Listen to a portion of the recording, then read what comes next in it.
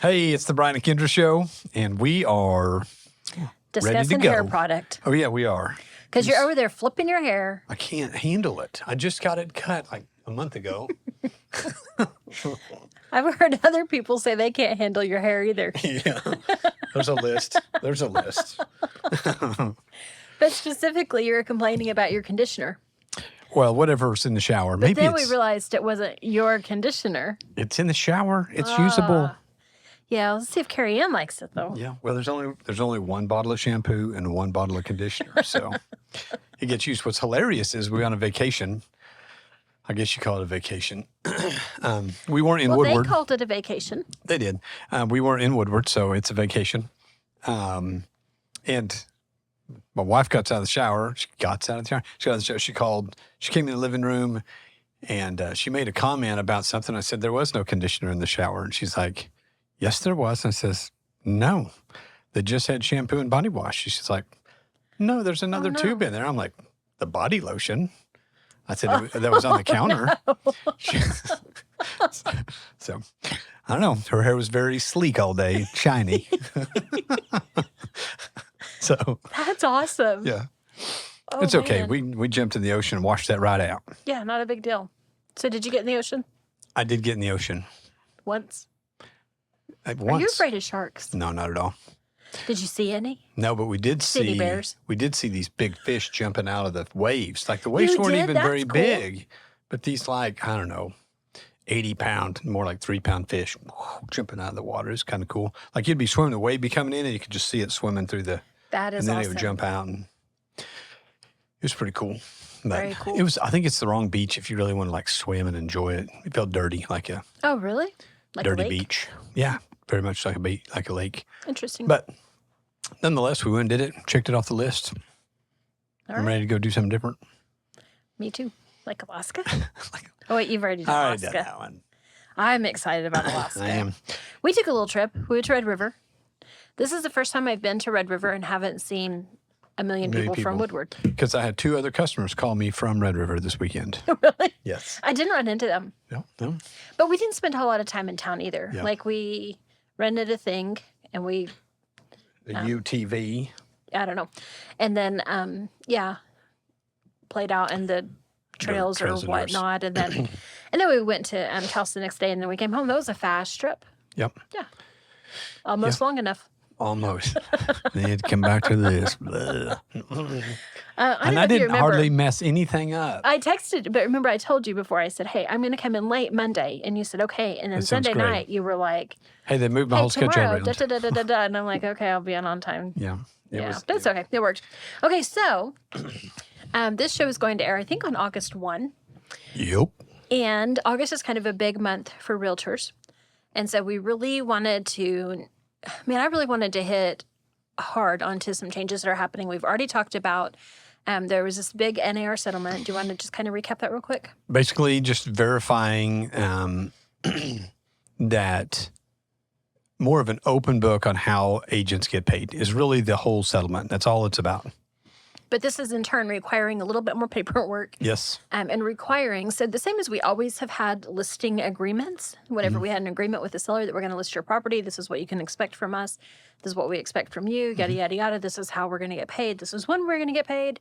Now we are also doing that with buyers. Yep. Now we're required every time we show a house to have a buyer brokerage agreement.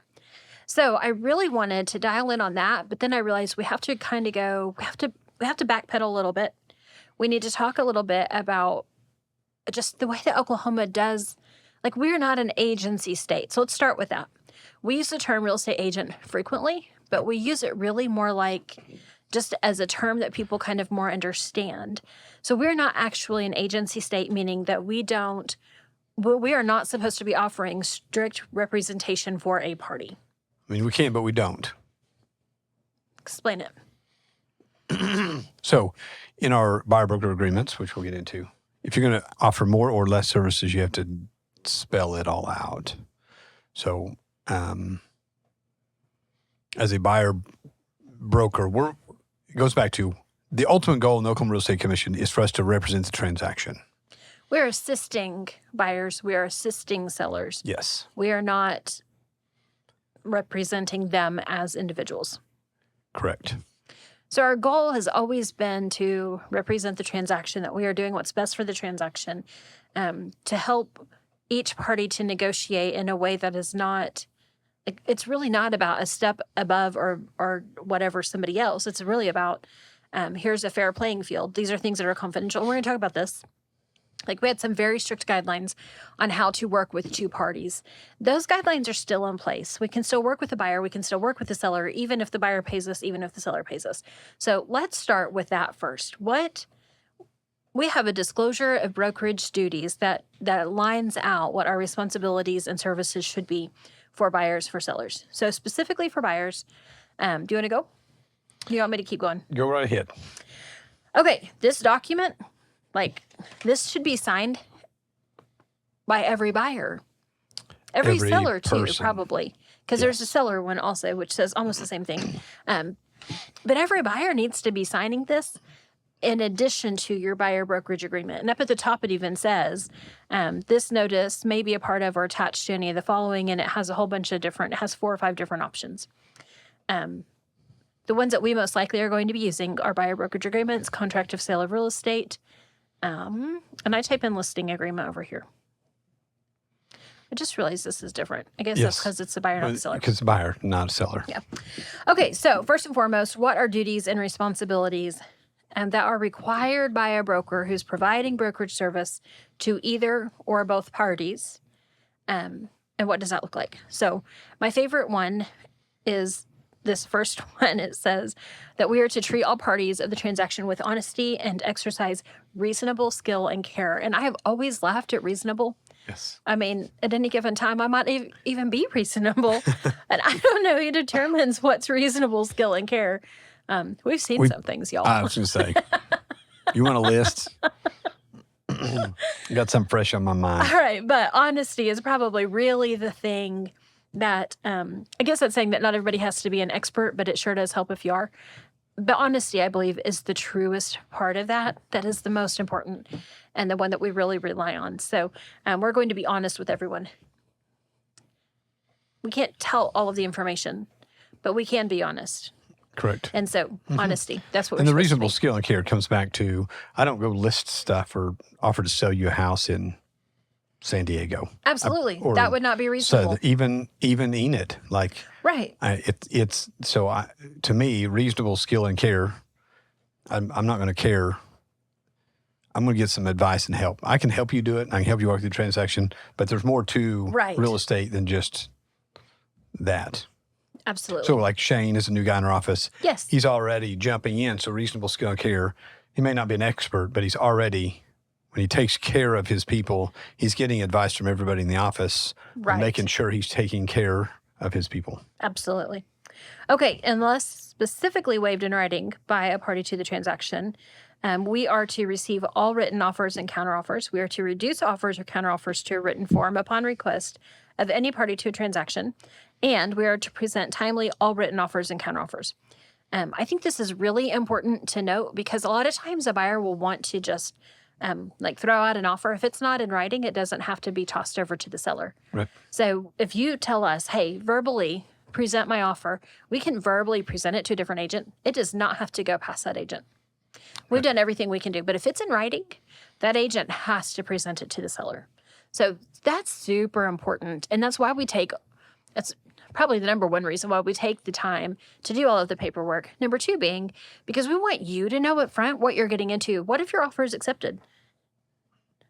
Yeah, whoops. Whoops. Uh-oh, that was an accident. Yeah. Then you see the contract form and you go, oh gosh, I had no idea that I had to do this, that, and the other in order to buy the house.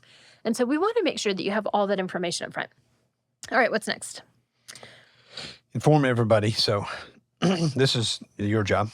You do a great job keeping everybody informed. What's going on? Actually, that skipped a line. I'm like having the worst time reading I am this. too. I need your glasses. I do too. So inform. Actually, it's inform in writing the brokerage services. So yes. We're going to let the buyer know how we're representing the seller or who's representing the seller and the seller we're going to represent, how they're represented. That's what number C is. In addition to that, closing costs. So this came up earlier even because we were having a hard time getting a signature on a document. And you said, can we just do this from the text message? And I said, well, I mean, not really, because we have to make sure that we disclose closing costs. Right. And so the text message really wasn't sufficient for that particular situation. This was a reduction in price. In order to do that with the seller, I had to give him, hey, this is how much what your estimate's going to be if this were to sell at this price.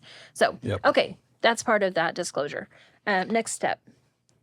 Keep the party for whom the broker is providing broker services informed regarding the transaction.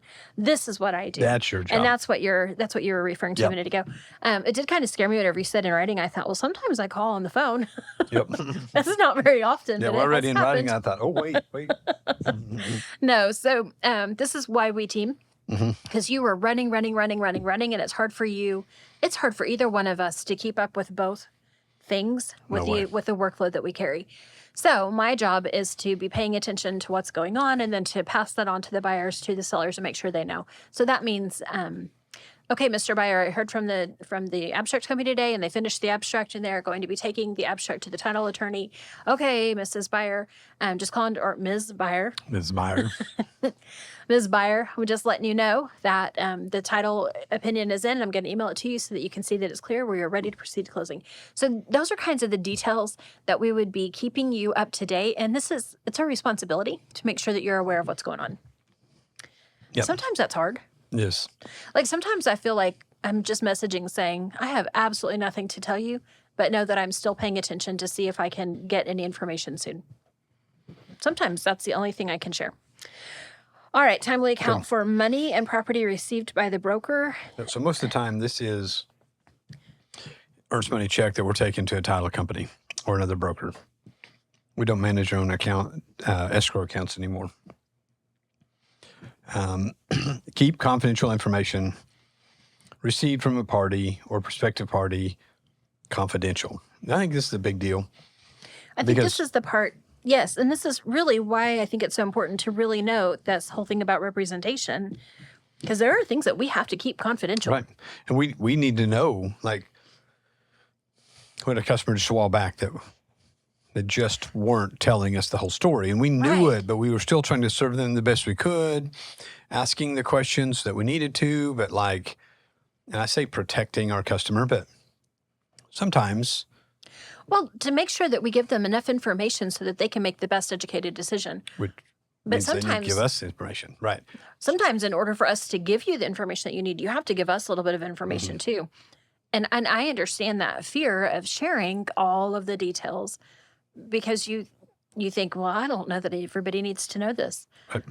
It's kind of a fine line, but we need to know quite a bit in order to best help you find what you need, where you need, at the price that you need. That being said, we cannot disclose that to the next party. Right. So yeah, even this last transaction, it was all about a situation. And once she told me the situation, I felt highly confident that we made the right decision. Right. It would have saved us a few house showings and time if she would have said it at the very beginning. Yes. We could have really raced through the deal. Again, it was all right, but... Right. So what things are specifically confidential? Well, I think anything that can leverage, the other party can leverage you in any way. So that's the way to view it. So that specifically means that how much a buyer is willing to pay, how much a seller is willing to accept, what the financial situation is. So, I mean, I think that's kind of the same thing, but yeah, they won't pay more. The financing terms.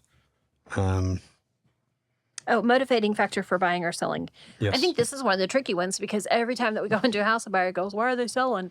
And man, that's tricky because usually it really doesn't matter why they're selling. It's probably not really enough of a motivation for you to be able to leverage your offer one way or the other. And usually a buyer is asking that just out of concern. I think what they really want to know is the house okay? Right. I think that's it. I think that's really what the question is. Is there something wrong with this house? Why are these people moving? I mean, there's a few.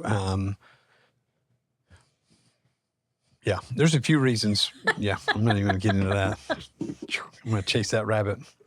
Look at you pull your focus right back to the topic. Yes. It went noted. Yeah. All right. So motivating factor for buying or selling is not something that should be disclosed to the other party. And if there's anything else that is specifically designated as confidential, then those things need to remain confidential. Right. It says unless something is public. So I think yeah. this is when it gets tricky. If they're getting a divorce, it's in the paper. Unfortunately, people know. Now now everybody knows. Right. So, but again, it's not like, yeah, that comes back to honest and reasonable care. We're not going to go out preaching. Wow, these Right. this house, they're getting a divorce. You probably get a great deal. Like Right. that's not the. That's also that's where the number one steps back in. And that should probably that's I might be misspeaking, but something that's been filed somewhere typically It's public record. is public record, but usually that isn't that kind of addressed on our property condition disclosures? If it's Or is that only if it's a government? oh, it's an active litigation. So if you're in the middle of the divorce, that's active Yes, litigation. It should be correct. noted on your disclosures. Correct. Okay, which brings us to the next one. This is one of our duties and responsibilities is to disclose information pertaining to the property as required by the Residential Property Condition Disclosure Act. This gets really tricky because sometimes the seller, some of our sellers just haven't lived in there. I can't believe you're over there eating your chocolate. It's so while good. we're doing this. Nathan, are you dying?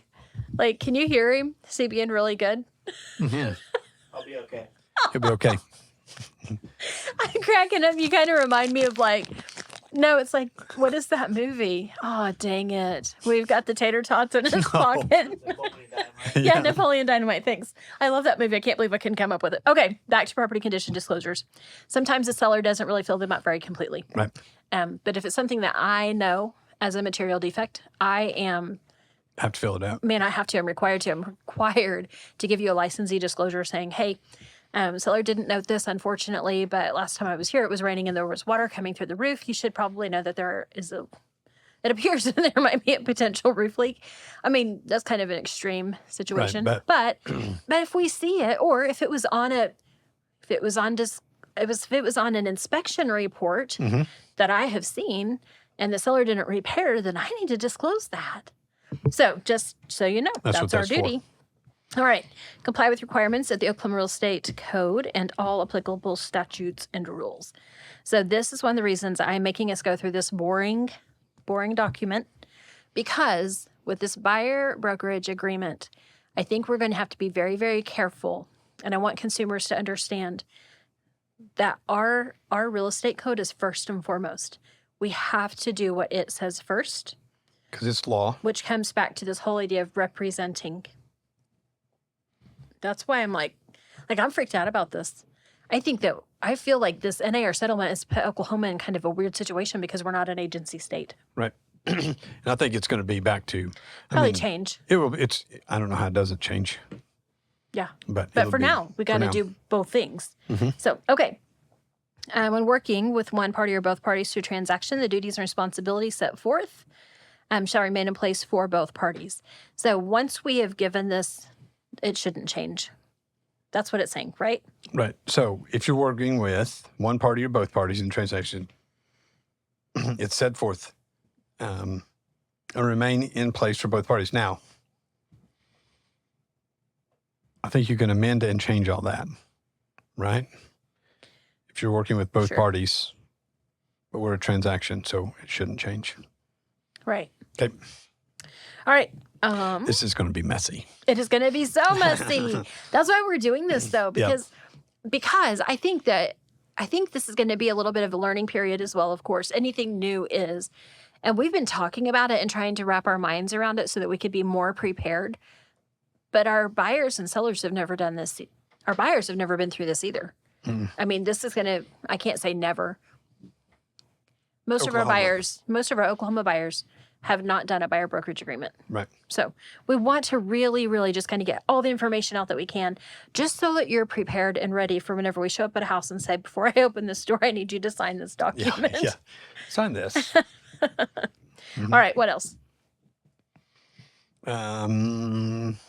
Broker finding lease.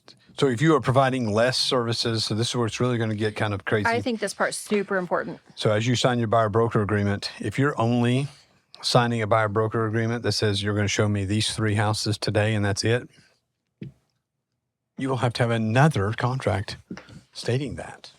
Okay. So I think that that's important.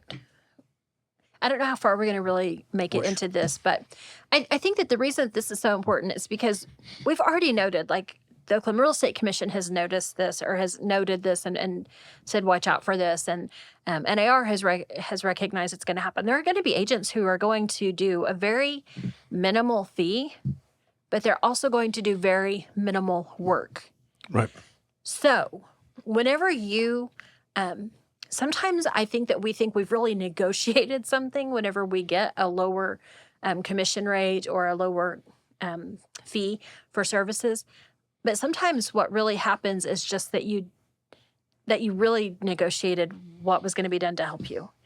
So if you negotiate for a really low fee and you're super, super excited, make sure that you know exactly what your agent is still going to be doing to help you.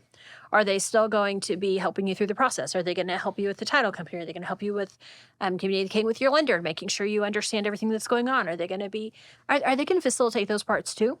Or are they only going to show you the house and write your contract and then you do everything else? Like, because right now we are a very full service, hands-on real estate company, and our buyers, I mean, today this guy who were messaging, did you clean those windows? Did you personally clean the windows? I got them started and showed them how to finish it, but I spent about 30 minutes there, and I bet they spent 5 hours there finishing it. Okay, so we are hands-on in the respect of whenever there came up an issue from the inspections, and there was negotiation. Do we need new windows? They just need cleaned. What? Actually, I don't think cleaning came up until like 2 days ago. 2 days ago, right? Because everybody just assumed they needed to be replaced. Yeah, we thought we needed to replace these windows just that weren't very old. Come to find out, they just need cleaned. If you don't, and I'm not saying every other realtor does that anyway. I think you're a little bit above and beyond. But if you're kind of expecting the kind of service to help you really understand where you're at in your contract, you got to really pay attention to what you've signed. Right. That's what I think is important. So know what you're signing.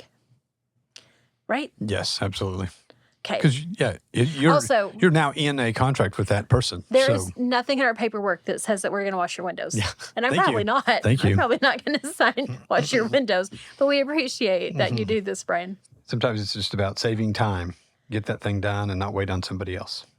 Well, and sometimes I think, like, you've seen investigation. so many things that you have an opportunity. I mean, like, you've got like this whole library in your mind of, okay, I've seen this, this, this, and this. And this, I think, was a new one. But This was crazy. But we know a lot about some cleaning things that I think we wouldn't know if we weren't in this game. This is ironic from the girl who literally texted the house cleaning lady on Monday morning. Hey, I just want you to know that I appreciate you so much.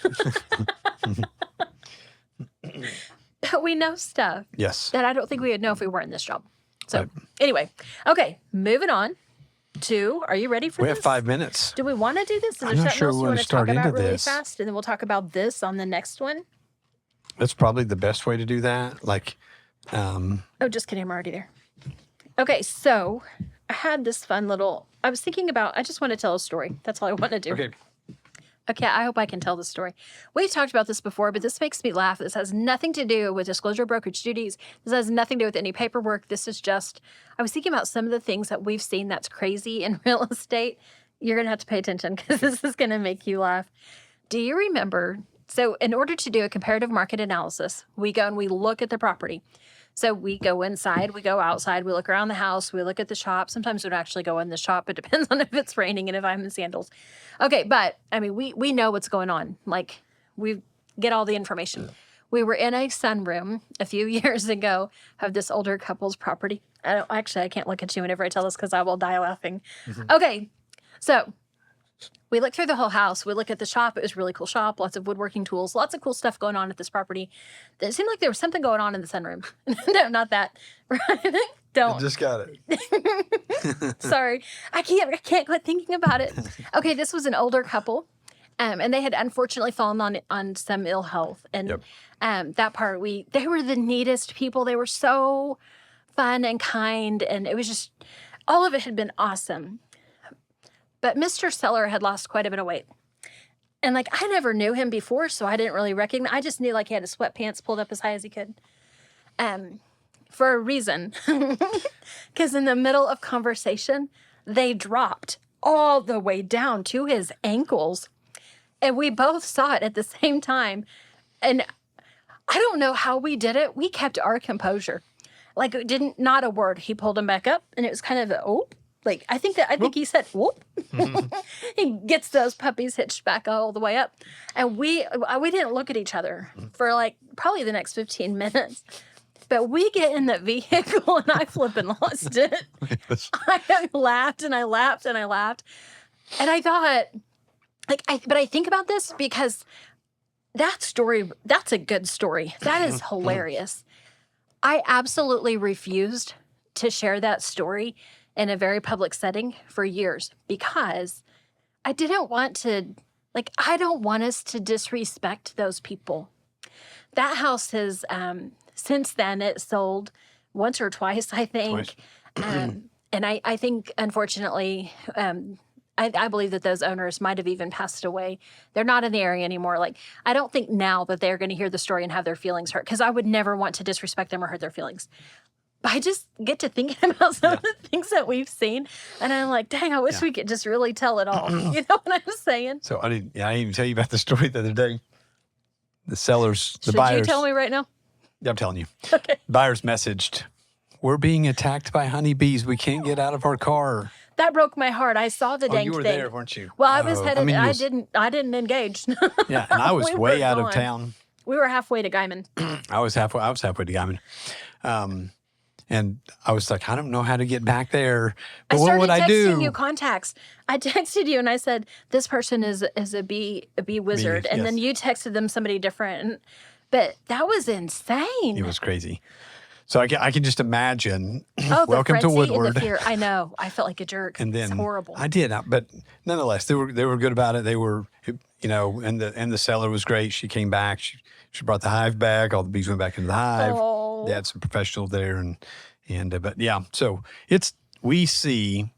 We see so much. You should see. I mean, we should write a book. We should write a book. Oh God. And so yeah. Last night was we had a customer, not even our customer, and the customer came into town, out of town agent.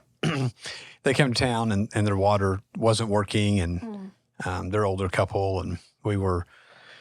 He just called me and said, I just don't know what to do. I can't get the water working. And I was like, you know what? I'll be there in a minute. So again, I've been around. I've seen all the stuff. Right.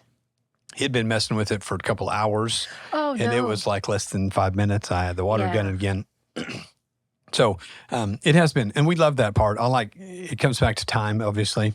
If I'm available and you call me, there's no doubt in my mind, I am U-turning this sucker and I'm coming over. Absolutely. We're going to walk through whatever it is and try to make a plan. But Yep.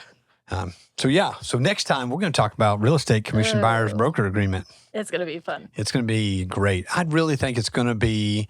It's going to require the agents to step it up. So I appreciate that it's going to really clear up some things. Yeah. So this is Brian Kindra Show. Listen to us next week, 580-334-2303. All right. See you next time.